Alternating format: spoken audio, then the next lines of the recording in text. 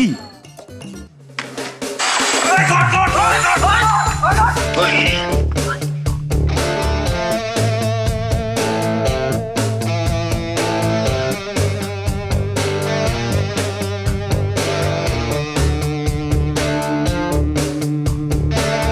এটা কোনো কথা?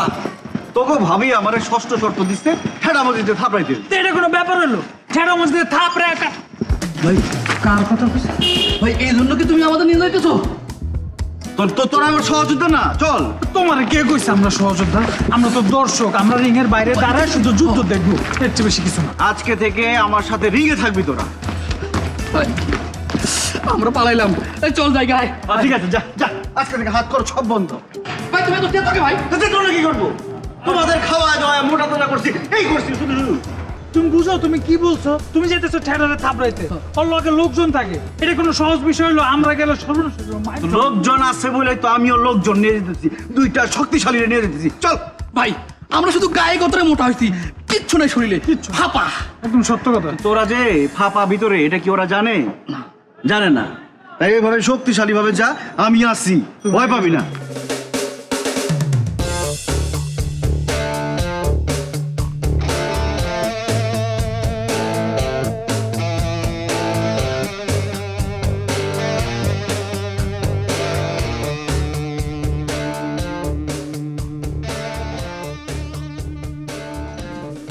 চর দিবেন, সাহস পাইতেছি না।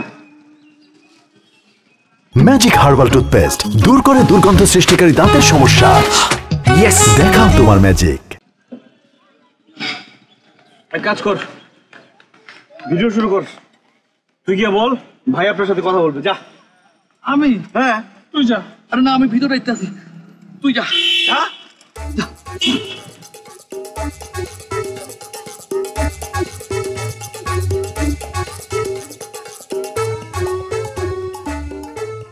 আসসালামু আলাইকুম। ওয়ালাইকুম আসসালাম। ভাই আপনার সাথে একটু কথা বলবে। ওই আমাদের ভাই থাকতে আবার তোদের কিসের ভাই? না না, মানে যে তার সাথে কথা বলবে সে আমার ভাই। ডাকি? ডাক।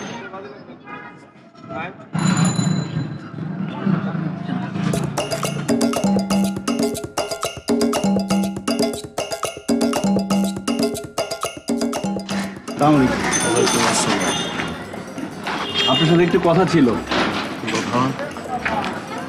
একটু প্রাইভেট কথা ভাই, একটু বলি। একটু সামনে আসবেন, বলি। হ্যাঁ, ওটা কি?